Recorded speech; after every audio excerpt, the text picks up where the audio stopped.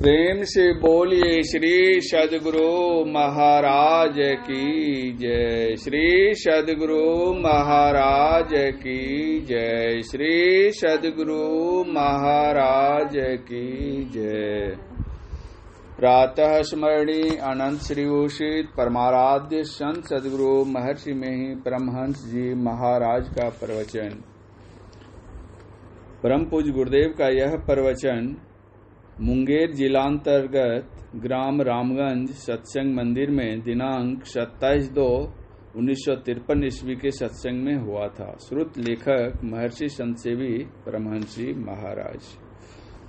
बंदौ गुरुपद कंज कृपा सिंधु नर रूप हरि महामोह तम पुंज जासु वचन रवि करनिक। प्यारे लोगों, जिसको अपने तय का ज्ञान नहीं है उसको दूसरे का भी ज्ञान नहीं होता। जैसे गहरी नींद में सोए को अपने तय का ज्ञान नहीं है तो उसे दूसरे का भी ज्ञान नहीं होता। बुद्धिमान पुरुष अपने को खोज कर पाता है तो उसे दूसरे की भी ठीक ठीक खोज मिल जाती है। फिर दूसरी बात यह है कि यह जो जगत दिखाई पड़ता है, जो देहधारियों के रहने का स्थान मालूम होता है, यह क्या है? इसमें कोई विशेष तत्व ऐसा भी है जो इसके अंदर के अंत तल पर अंदर अंदर है, उसको हम नहीं पहचान रहे हैं। बुद्धिमान इसका पता लगाना चाहते हैं और इसको यथार्थतः पहचान लेने को उत्सुक रहते हैं। अति प्राचीन काल में यह खोज और यह उत्सुकता मुनियों के हृदय में हुई और उन्होंने इसका पता लगाया, पहले विचार में, फिर इसकी प्रत्यक्षता की विधि में। इसका प्रत्यक्षानुभव हो जाने पर उन्होंने दृढ़ता पूर्वक लोगों से कह दिया कि एक एक पिंड में जो व्यापक सार तत्व है, संसार में भी वही व्यापक है। अर्थात पिंड में जो सार तत्व व्यापक है वही ब्रह्मांड में भी व्यापक है। यह पता मनुष्य को ही लगा, दूसरे को नहीं, क्योंकि मनुष्य ही यह पता लगाने के योग्य है। इसका पता लगने से क्या फल? इसका पता जिनको नहीं लगा है वे सांसारिक माइक चीजों में संलग्न है। यह संलग्नता में संतुष्टि नहीं, शांति नहीं और सुख नहीं है। परंतु जिनको पिंड ब्रह्मांड में व्यापक उस एक सार तत्व का पता लगा, उन्होंने कहा कि उस सार तत्व का पता लगते ही सांसारिक माइक वस्तुओं की संलग्नता छूट जाती है और कथित सार तत्व में उनकी संलग्नता हो जाती है। सब दुख छूट जाते हैं, फिर नीचे गिरना नहीं होता है। इस संसार के दुखों में वह कभी नहीं आता है। यह शरीर पिंड कहलाता है, बाहर विश्व ब्रह्मांड है। पिंड ब्रह्मांड की खोज में कोई पक्षी नहीं कर सकता या चार पैर वाला पशु नहीं कर सकता। जो अस्थावर है, जो अपने से कहीं जा नहीं सकता, वह तो यह खोज कर ही नहीं सकता। जो जंगम है उसमें किसी को कम किसी को विशेष ज्ञान है। अस्थावर में इसके लिए ज्ञान है ही नहीं। जंगम प्राणी में भी मनुष्य के अतिरिक्त दूसरा कोई पिंड ब्रह्मांड की खोज कर ही नहीं सकता। शरीर जब मृतक होता है तब उसे जला देते हैं। उसमें जो सार था वह कहीं चला गया। इस शरीर में जो अव्यक्त था उसे नहीं देखा, वह चला गया। इस संसार के अंदर भी सार है, जो इंद्रियों के ज्ञान में नहीं आता, वह अव्यक्त है। शरीर में जो सार है और ब्रह्मांड में जो सार है, इस दोनों में कुछ अंतर है कि नहीं? कोई कहता है अंतर नहीं, एक ही है। यही शंकराचार्य का अद्वैत सिद्धांत है। दूसरा वह है जो कहता है कि पिंड ब्रह्मांड में व्यापक एक ही ईश्वर है, किंतु पिंड में ईश्वर के अतिरिक्त दूसरा और भी है जिसे जीव कहते हैं। हमारे यहाँ ऐसे विचार ज्ञान को ही वेदांत दर्शन कहते हैं। इसके 6 आचार्यों ने 6 प्रकार के सिद्धांत बताए हैं: अद्वैत, द्वैत, विशिष्टाद्वैत, शुद्धाद्वैत, द्वैताद्वैत और त्रैत। श्रीमद शंकराचार्य का अद्वैत, श्री माधवाचार्य का द्वैत, श्री रामानुजाचार्य का विशिष्टाद्वैत, वल्लभाचार्य का शुद्धाद्वैत, श्री निम्बाकाचार्य का द्वैताद्वैत और श्री दयानंद स्वामी का त्रैत। ये 6 विचार आज आपस में लड़ते हैं, परंतु ये सब मिलजुल कर एक सिद्धांत पर नहीं आए हैं। इनमें के एक के दूसरे पर ऐसे ऐसे प्रश्न हैं जिनका पूर्ण समाधान कर देने के उत्तर नहीं मिलते हैं। एक कहता है कि माया देश काल के ज्ञान से अनादि है, किंतु उपज ज्ञान से शादी है, क्योंकि यह ब्रह्म से उपजी हुई है। जहाँ देश होगा वहाँ समय जरूर होगा। माया कब से है बता नहीं सकते, किंतु उसका अंत है, इसलिए उसे अनादि शांत कहते हैं। माया को भ्रम कहते हैं, चाहे इसकी स्थिति माने या न माने, किंतु दोनों माया के पार होने कहते हैं। प्रकृति पार प्रभु सब उर्वासी, ब्रह्म निरीह बिरज अविनाशी। अद्वैतवादी के ऊपर यह प्रश्न होता है कि यदि एक ही एक, दूसरा कुछ नहीं है, तो भ्रम किसको हुआ? सर्प और रस्सी दोनों को देखता है तो उसको धुंधली रोशनी में भ्रम होता है, किंतु जिसने कभी सांप को देखा नहीं है उसको भ्रम क्यों होगा? यहाँ अद्वैत सिद्धांत भी ठंडा पड़ जाता है। द्वैत वाले से प्रश्न होता है कि आप ब्रह्म को स्वरूप से अनादि मानते हैं कि देश काल ज्ञान से अनादि मानते हैं, तो कहेंगे कि वह सब तरह से अनादि है, तत्व रूप से अनादि अनंत है। तो फिर प्रश्न होगा कि अनादि अनंत एक ही हो सकता है कि दो? तो कहना पड़ेगा कि अनंत एक ही हो सकता है, तत्व रूप में अनंत एक ही हो सकता है, जिसकी सीमा नहीं हो। असीम या अनंत तत्व एक ही हो सकता है, दो नहीं। यदि दो मानो तो दोनों की सीमा जहाँ होगी दोनों ससीम हो जाएंगे। दो पदार्थ तब मालूम होंगे जहाँ सीमा मालूम होगी। असीम या अनंत एक ही होगा। तत्व में उससे दूसरा तत्व उसके अंदर मानो तो वह दूसरी चीज जो उसके अंदर में होगी, उस पदार्थ से उसको फुटाने के लिए तो कुछ सीमा बतानी होगी। जहाँ सीमा होगी वहीं दो हो जाएंगे। यदि कहो कि अनंत उसके परमाणु में व्यापक है, तो परमाणु वह वस्तु है जिसमें पोल नहीं होता, जो उसमें दूसरा कुछ घुसेगा।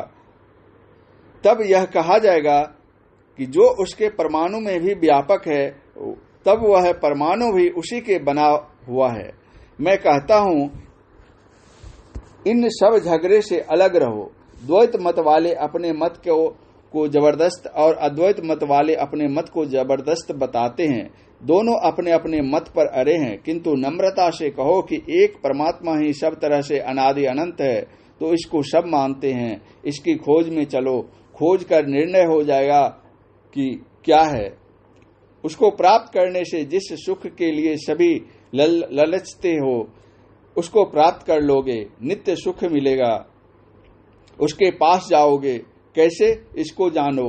पहले यह जानो कि जिस ज्ञान से तुम संसार को पहचानते हो, यह जानते ही हो कि इससे तुम ईश्वर को नहीं पहचानते। तुम इंद्रिय ज्ञान से संसार को जानते पहचानते हो, इस इंद्रिय ज्ञान से ईश्वर को नहीं पहचानोगे। इंद्रियों से युक्त होकर जो ज्ञान होना चाहिए वह तुम जानते हो। इंद्रियों से अलग होकर जो ज्ञान होना चाहिए वह ज्ञान तुमको नहीं है। इसलिए इंद्रियों से अलग होकर केवल आत्मा से देखो।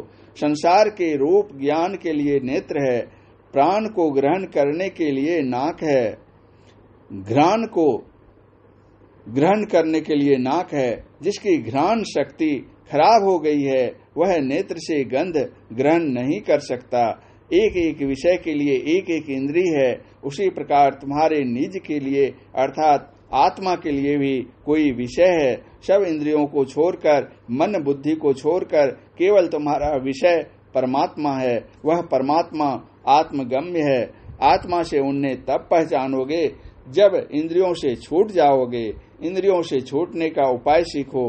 बाहर पर्वत पर जाओ या मक्का जाओ या पवित्र स्थान में जाओ या जगन्नाथ जी जाओ, कहीं जाओ, इंद्रियां साथ रहेंगी।